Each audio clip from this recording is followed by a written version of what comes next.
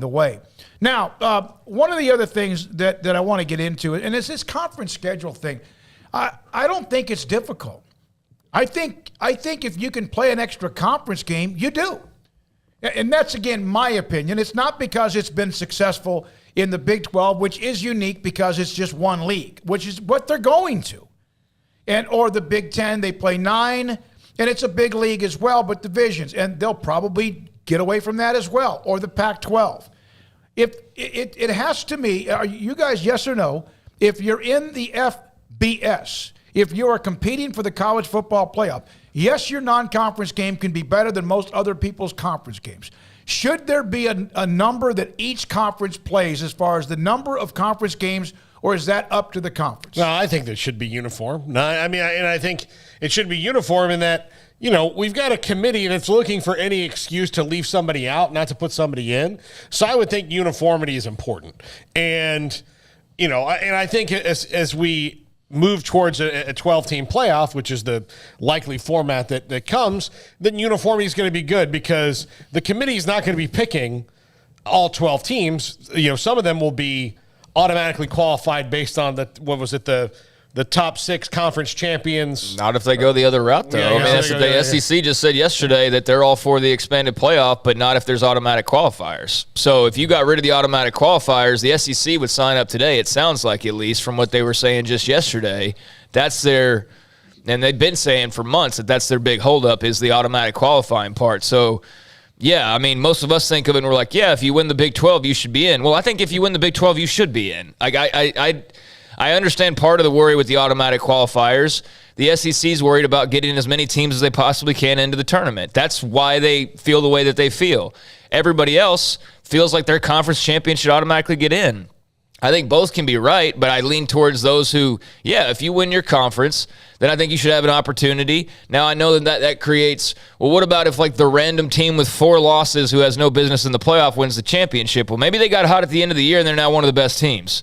Maybe they played a really tough schedule. I don't know how you can't answer every single little issue that arises, but the first 12-team format that was put forth, which I really liked, was not necessarily automatic qualifiers because it was the top 6 ranked conference champion. So it wasn't automatic. So if the Big 10 champion happened to be ranked 7th, they weren't automatically getting in. Now, are they going to get in? Is the committee going to skip them? No. Every single conference should have an automatic qualifier if you're a part of the FCS.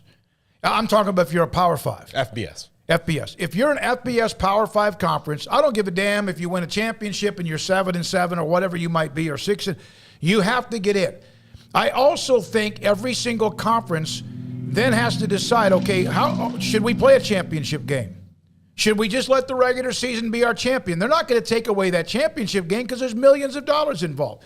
But every conference, every FBS Power 5 conference should have an automatic qualifier, whether they decide it's the regular season champion or if they have a championship game in that winter. Well, there's some people like the SEC who don't agree with that, clearly. I know, okay, but I'm just saying that's where the problem lies. That's why there's not a playoff, is because not everybody agrees on that point. But I agree that if you win the Big 12, the Big 12 champion should be in the playoff. I don't know how you argue against that, because you throw out the random, this team maybe perhaps because if they have 4 losses, they shouldn't get in. That scenario, okay, if that happens every once in a while, then so be it. But last year, guess what? Baylor should have been in the playoff. They should have been. If there was an expanded playoff, they should have been in the playoff, even though they had a couple of losses. So not everybody's going to be able to be perfectly clean at the end of the road.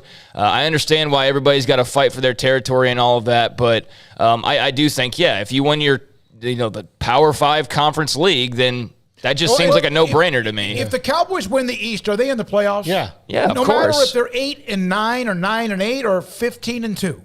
Yeah. And look, and then you have wild cards. It's very simple. Well, that's the reason I liked the 12-team format, because it wasn't necessarily all automatic qualifiers, but it kind of said if you do cross these benchmarks, you're going to be in. And then let's face it, if you just base it on last year, the SEC would have had 4 teams in the playoff last year. So they would have gotten what they wanted. They're going to get the chunk if they remain the elite the way they are, and who they're even adding. The teams, if they get back, if Texas gets back to being Texas and Oklahoma stays pretty much with who they are. we're not questioning the non-conference schedule of anybody. Some schools are really good about saying, we don't give a damn. We're going to go play so-and-so and Texas. so-and-so. And Texas Texas has is one of them, yeah. really done a great job with their Oklahoma's non-conference usually pretty schedule. good. Oklahoma. This year's a bit and of others. a different one, but most years, yeah. So from our web, remember, fair to say the SEC and the ACC, the Big Ten and Pac, chose to play 9-game conference schedules for TV money, and the Big 12 had to do that for round robin. I think an equal number of P5 games is more important than the number of conference games. Our web, we appreciate, by the way.